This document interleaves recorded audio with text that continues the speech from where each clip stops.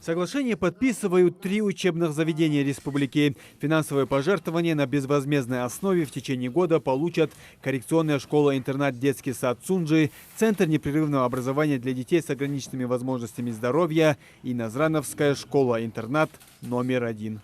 Глава встречался с акционерами, Центр ГК Холдинга, с генеральным директором. И вот как бы были поставлены вопросы, чтобы как бы уделяли внимание, материальную помощь дошкольным учреждениям, школьным. Я так понимаю, их главу услышали, и я думаю, что для учреждений, которых выбрали, прям, мне кажется, это будет хорошее подспорье.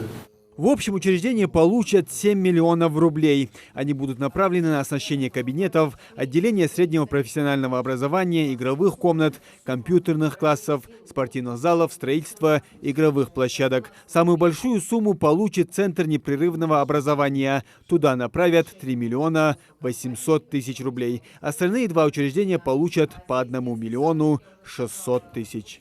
Наша компания действительно, как правильно было замечено, социально ориентированная, социально ответственная компания. Мы, кроме бизнеса, еще и думаем о тех людях, начиная от работников, заканчивая тех, кто живет там, в тех регионах, где нам приходится осуществлять свою операционную деятельность.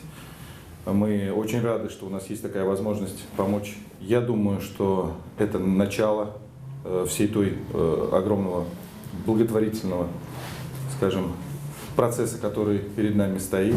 Важно отметить, что помощь оказывается самому незащищенному слою населения – детям. Тем более в этих учреждениях обучаются те, которым нужно особое внимание. В Центре непрерывного образования уже определились, на что направят средства. Одним из первых проектов, который мы уже подготовили и сегодня подали, это проект открытия отделения психолого-педагогической, медицинской и социальной помощи населению. Будет открываться это отделение в корпусе номер 2. Этот корпус, благодаря поддержке нашего министерства и главы республики, этот корпус, высвободившийся Газиуртовской школы, он был передан под наш центр, и мы в этом году уже начали свою деятельность в этом корпусе. Это очень большая помощь. Плюс ко всему оснащение кабинетов, интерактивные доски, которые необходимы для этих детей, для развития тактильной части, там, допустим, мастерские, программное обеспечение для психологов, логопедов, дефектологов.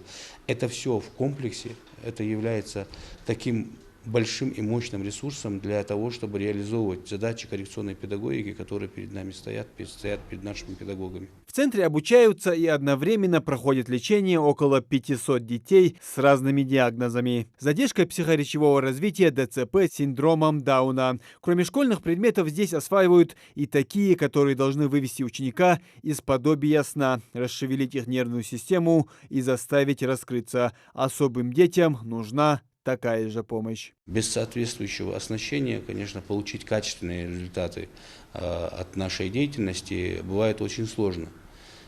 Я считаю, что сегодня вот та возможность, которая нам дается для того, чтобы мы реализовывали в форме или в формате, скажем так, проектов те или иные направления, задачи, которые стоят перед нашим центром во благо наших детей, они уже реальны, они реализуемы. Почему? Потому что то оснащение, которое возможно будет купить для нашего учреждения, оно будет очень большим, хорошим ресурсом для достижения этих задач.